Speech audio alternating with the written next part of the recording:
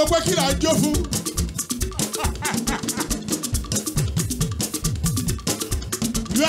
You are looking at us and why are these people dancing like this? Ayọ̀, wo bó ṣe funfun nene látòkè délẹ̀. Ayọ̀ Jésù ni. You know, this is the last month of the year. And this is the Thanksgiving. Yes, December Thanksgiving. Faithfulness of God is what we are enjoying. And that was why we played the song Generation After Generation. They've been praising God before we were born. After we go, if the Lord Jesus Christ tarries, if the coming of the Lord Jesus Christ tarries, they will still be praising God. We will continue to praise God till eternity, even in eternity.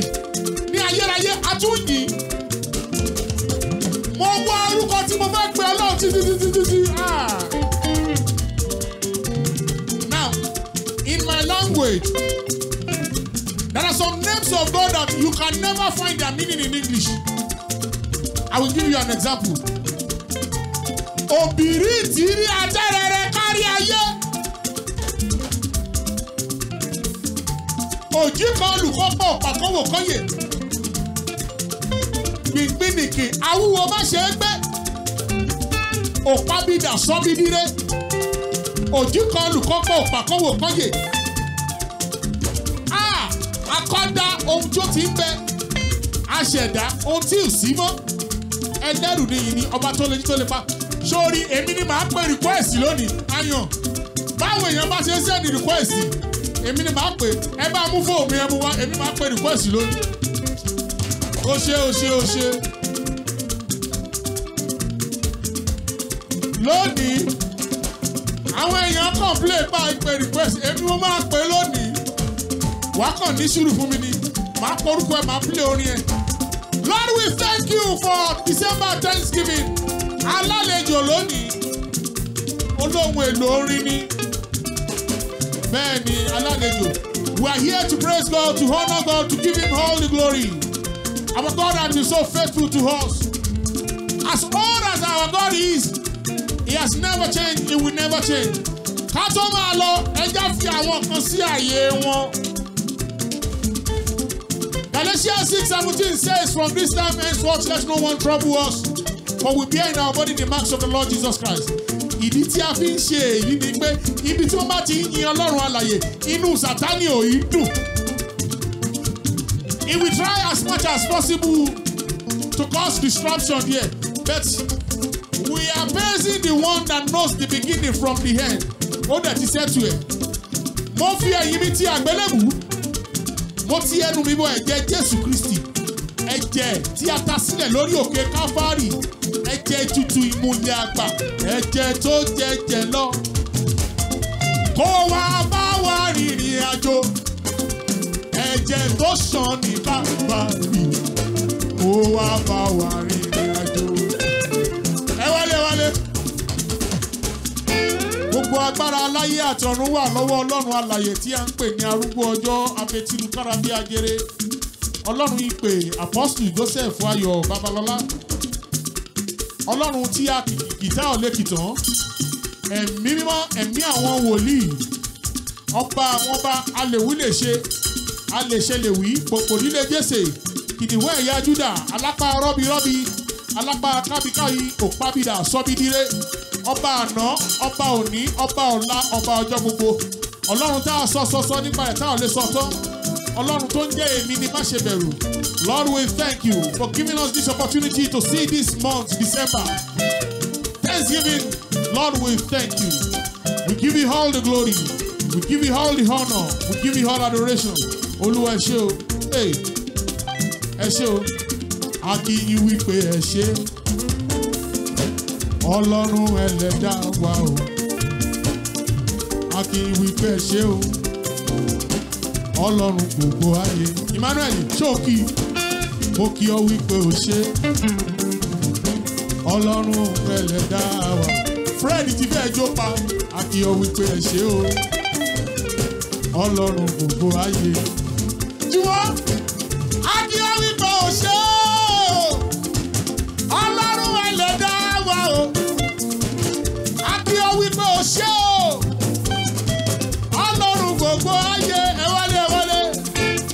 gẹ́gẹ́ bí mo ṣe sọ àwọn request ti wọlé ó ti pọ̀ jù ok ẹ já bẹ̀rẹ̀ lórí Facebook ok Gbénga Kírẹ̀mí ó ní ká máa ń play àánú mà ló ń sọ̀rọ̀ Gbénga Kírẹ̀mí àánú ni ó àánú mà ló ń sọ̀rọ̀ bàbá agbára mi mà kọ́ ìwọ ni.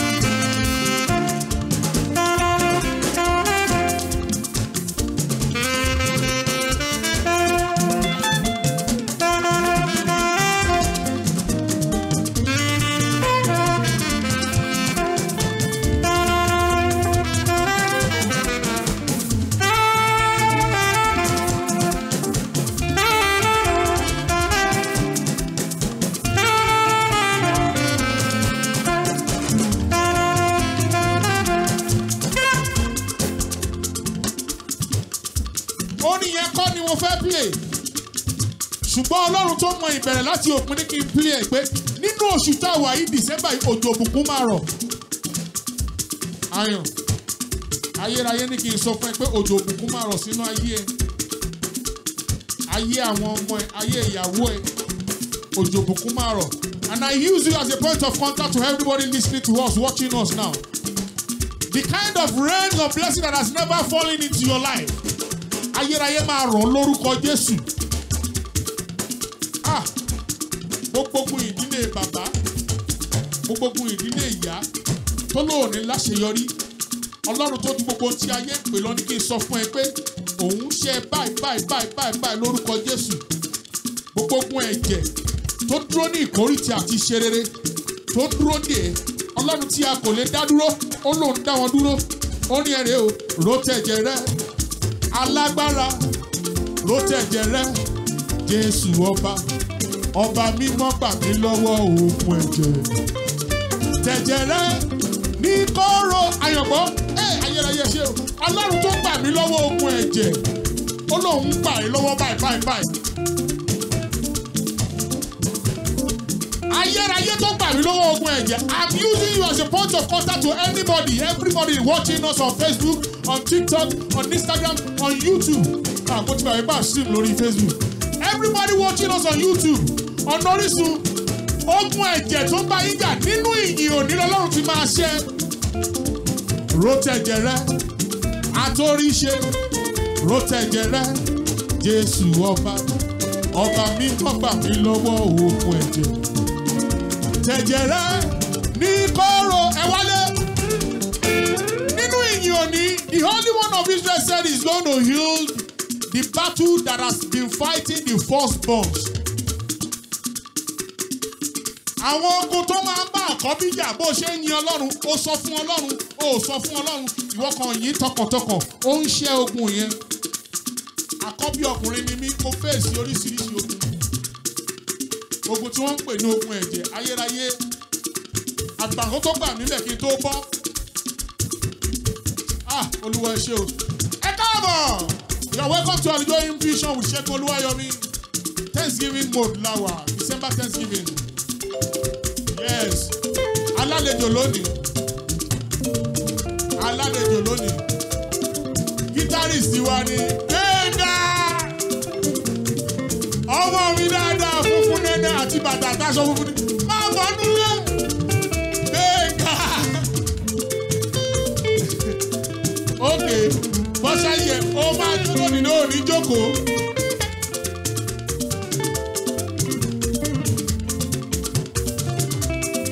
Gbénga, ó ní sọnù lórúkọ Jésù. Kọ́kọ́ bá fi gìtá yin Ọlọ́run àwọn Ọlọ́run. Mo ń wo request tó pọ̀ gan.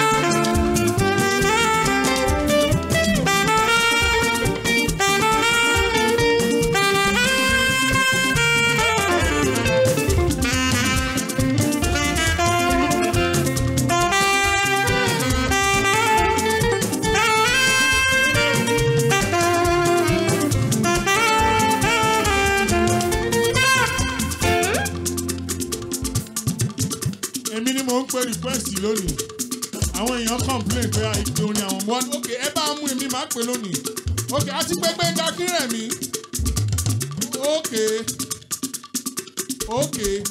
Oyèdé Ezikaya Olúwatóbi oníkàpìlẹ̀ afọpẹ́ fọlọ́run gbẹ̀gà máa pè afọ.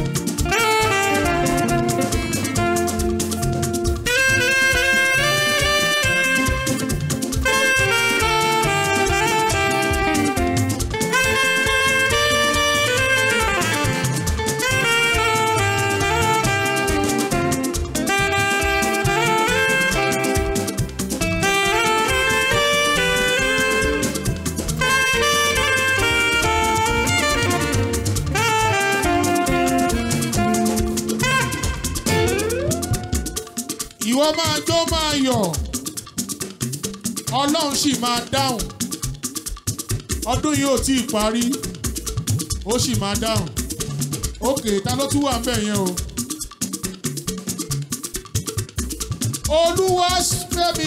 Olúwatìmísíre Amósù. Ó tún ní ká bá ń play àfọpẹ́ fọlọ́run àti play ẹ̀ náà. Yá lọ next one. Òkè Adébáyọ̀. Olúwa ṣe ń fún mi. Adébáyọ̀ Olúwa ṣe fún mi. Ọlọ́run bàbá lọ́lá bá ń pèsè gbéga.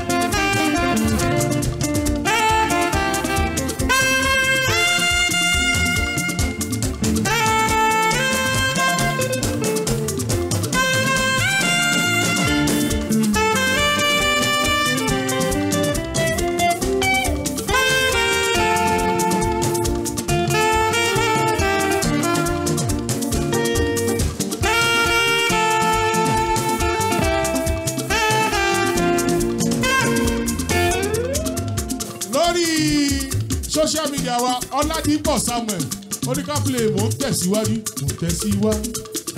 lọ́nà.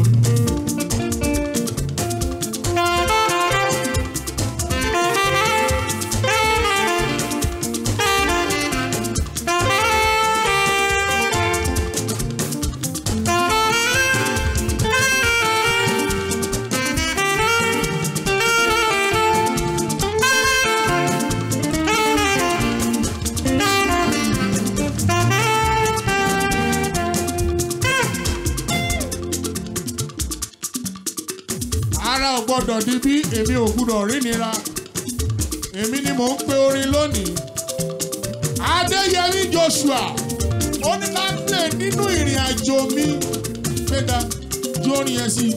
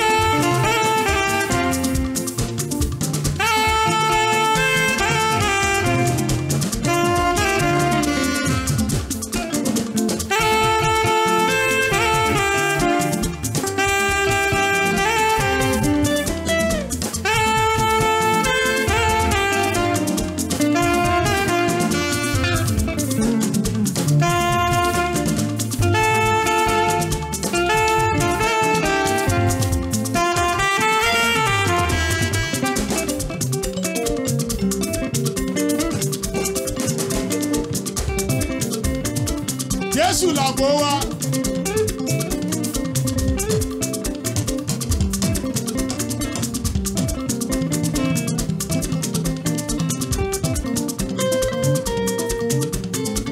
Gbẹ̀ngà mo fa everything yẹn lọ́wọ́ nísìnyí ó yá ayérayé ló ṣe o.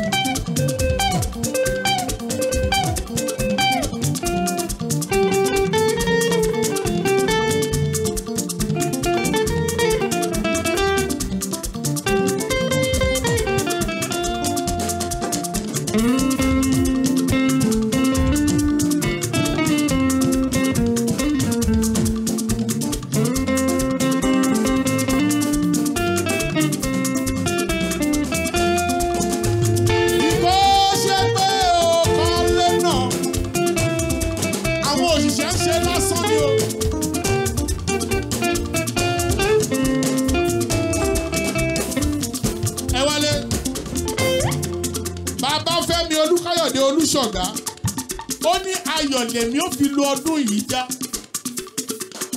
gbogbo ẹ̀yin tẹ́ ń wò wá nílé lórí social media lórí Orísun ayọ̀ lẹ máa fi lu ọdún yìí já lórúkọ Jésù. You will finish well this year. You will finish this year well in the name of the Lord Jesus.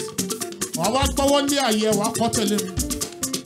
Mo fọwọ́ sọ̀yà lórúkọ Jésù ayọ̀ lèmi yóò fi lu ọdún yìí já. You are not sure. I am very sure.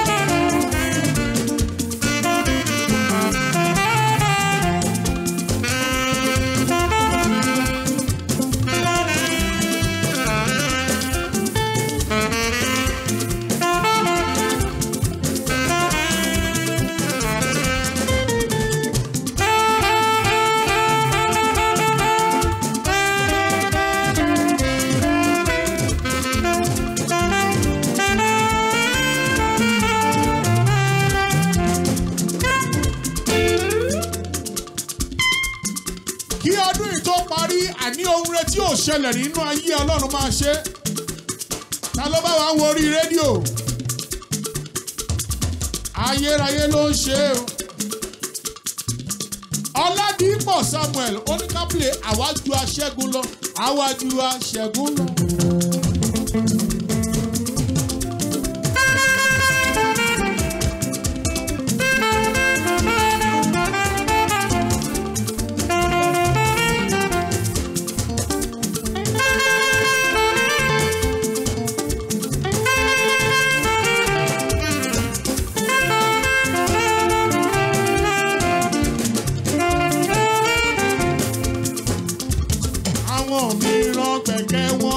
Oṣó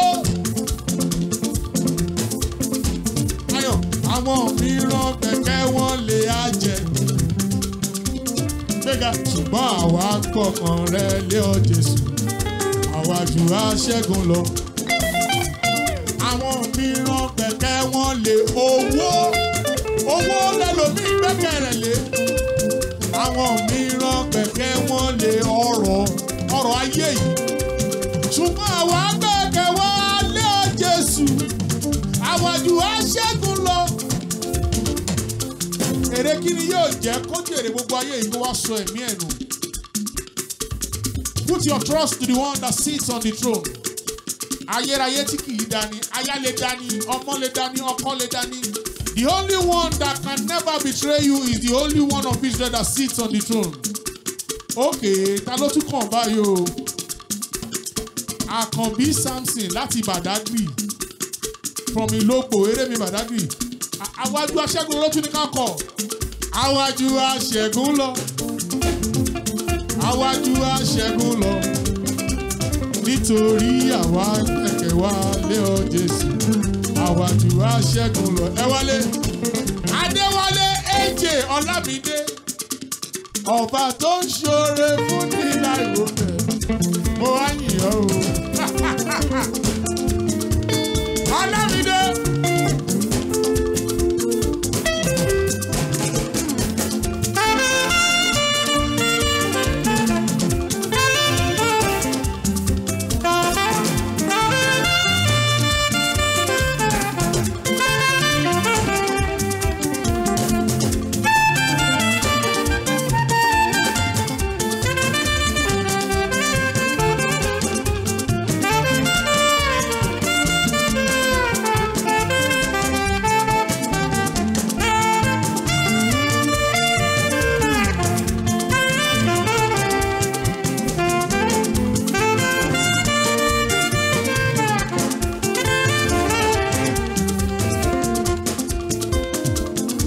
Oṣùbàrẹ̀rẹ̀, oṣùbàrẹ̀rẹ̀, oṣùbàrẹ̀rẹ̀, oṣùbàrẹ̀rẹ̀, oṣùbàrẹ̀rẹ̀, oṣùbàrẹ̀rẹ̀, mo gbé ọ̀gá o.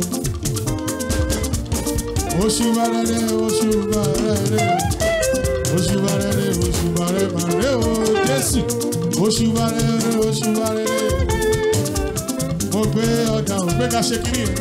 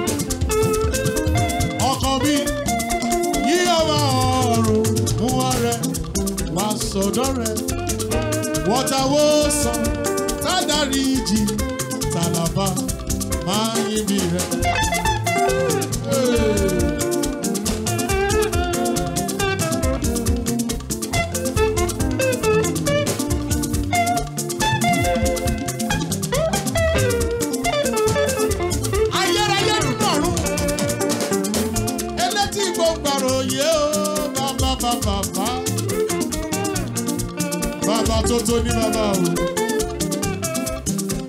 Ọlọ́run ẹ̀mí mímọ́.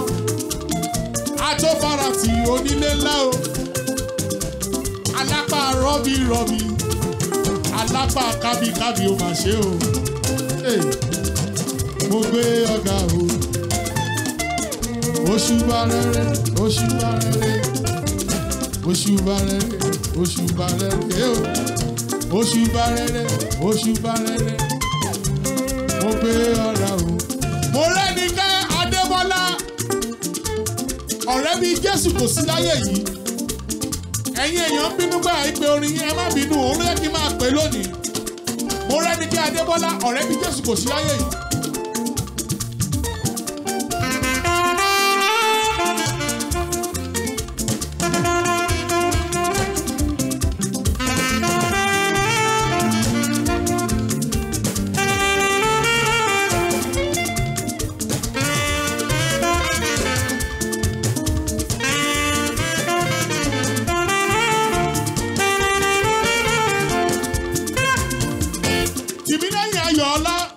Afọpẹ́ fún Ọlọ́run pé ká ṣe kiri yẹn.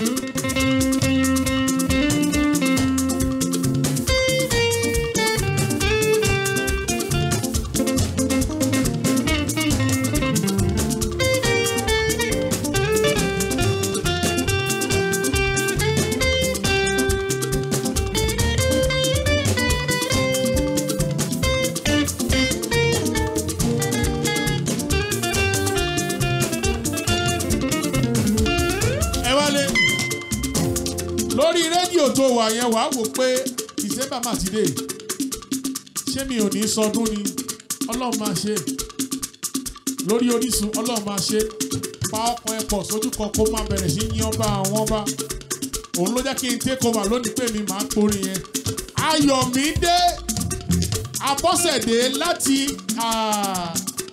Èjìgún ó ní ẹ̀yin ọba ògo òun ni Ọlọ́run ẹ̀yin ọba ògo òun ni Ọlọ́run.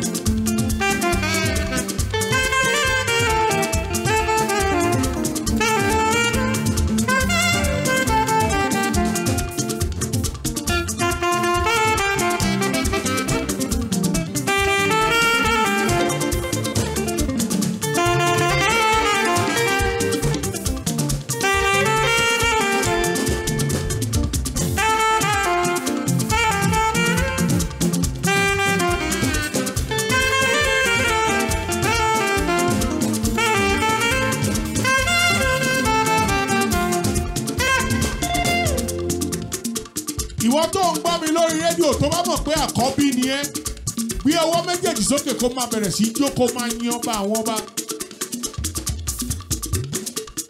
Ọlọ́run ò fọ̀rọ̀ wọn àkọ́bí ṣeré. That is why you need to praise God more. Gbogbo ogun tó jà bàbá ẹ̀ ò ní jà ẹ́ lórúkọ Jésù. Kò sóògùn ha! Ó ti kú. Kò sóògùn yé! Níbo ló lọ? Kò sóògùn káwọ́ mọ́rí jẹsẹ̀ mọ́lẹ̀. Ẹ má ṣe o bàbá. Kò má sóògùn ha! Ó ti kú dúró. Kò sóògùn yé! Níbo ló lọ? Kò má sóògùn káwọ́ mọ́rí jẹsẹ̀ mọ́lẹ̀. Ẹ má ṣe o bàbá. Ayọ̀ ẹ má ṣe o bàbá. Ẹ má ṣe o. Àwọn January ẹ má ṣe o bàbá. Ẹ má ṣe o bàbá. Ẹ wálé. Gbẹ̀ngà Kírẹ̀mí ó ní ká máa play ìjìnlẹ̀ nínú ìjìnlẹ̀. Ṣé kìíní yẹn pẹ̀lú ìfẹ́ tí?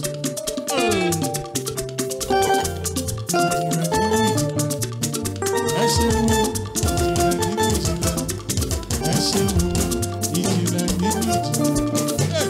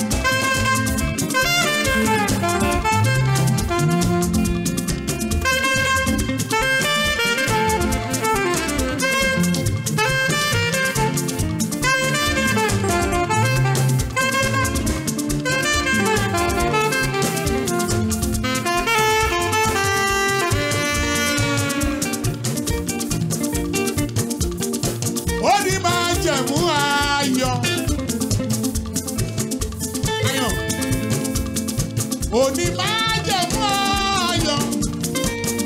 Má gbàgbé ọ̀rọ̀ tá a jọ sọ. Mo ń yìn ẹ́ Ọlọ́run àánú.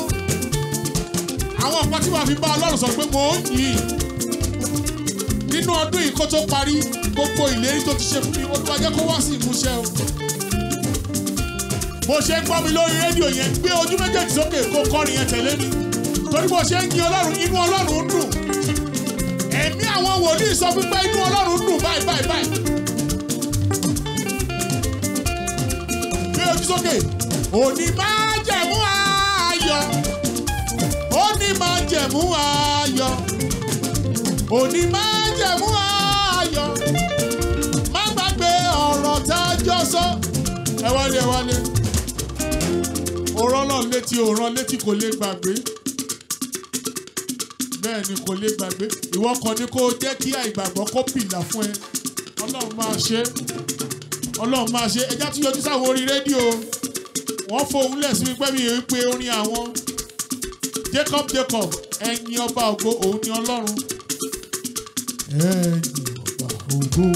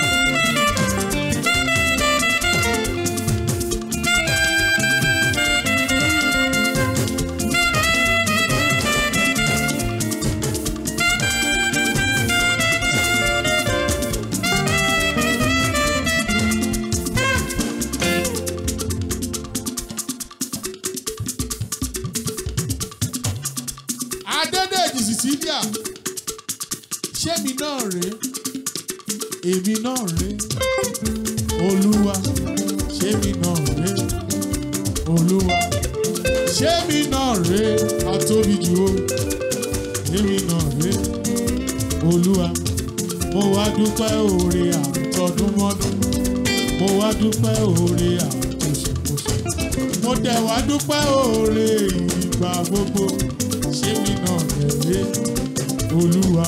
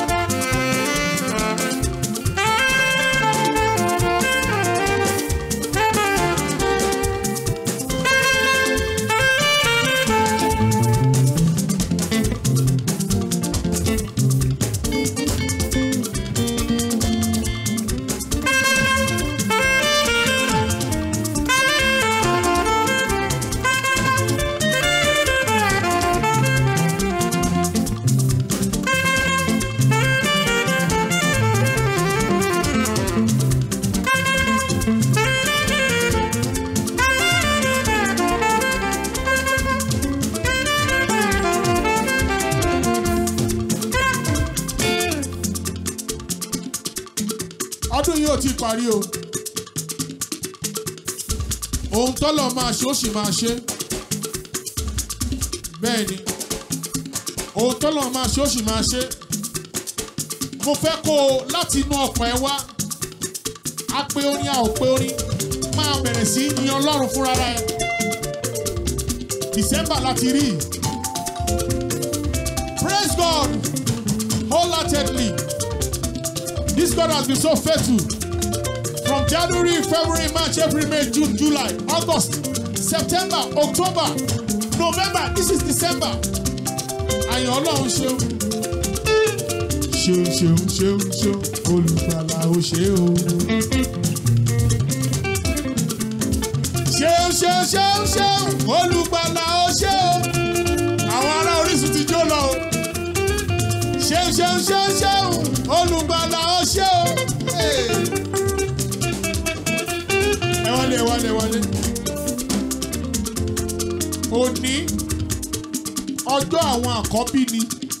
Àkọ́bí lọ́kùnrin, àkọ́bí lóbìnrin. Yin Ọlọ́run, ó fẹ́ ṣe oore pàtàkì nínú ayé ẹ. Ó fẹ́ ṣe oore pàtàkì nínú ayé ẹ. Ayérayé ẹ ṣe àgbà request mọ́. Ẹ dájọ́ ní ọba àwọn ọba.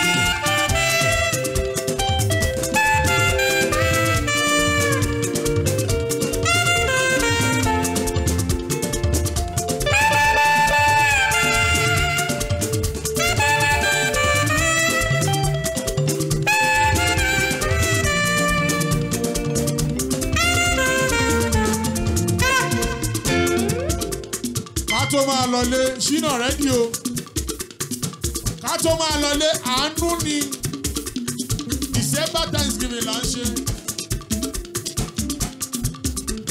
Oore ọ̀fẹ́ o àdùn ní létí gbogbo òun rẹ̀ gbà ayé kan. Olúwa ṣe o oore ọ̀fẹ́ ni. Oore ọ̀fẹ́ ṣá ní ìgbẹ́kẹ̀lé mi. Jésù kú fún aráyé ó kú fún mi pẹ́. Adá ọpẹ́ padà sọ́dọ̀ ẹni tó lọ́pẹ́. Adá ọpẹ́ padà sọ́dọ̀ ẹni tó lọ́pẹ́. Adá ọpẹ́ padà sọ́dọ̀ ẹni tó lọ́pẹ́. Àwa wá dá ọpẹ́ padà sọ́dọ̀ ẹni tó lọ́pẹ́. Ayérayé ṣé o, thank you for this December. Benga, God bless you for being a blessing to us today. The Lord will keep you.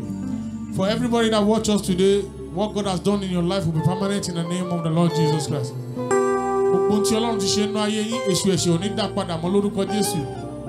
See you next week by God's grace. January Thanksgiving, Oma serious go.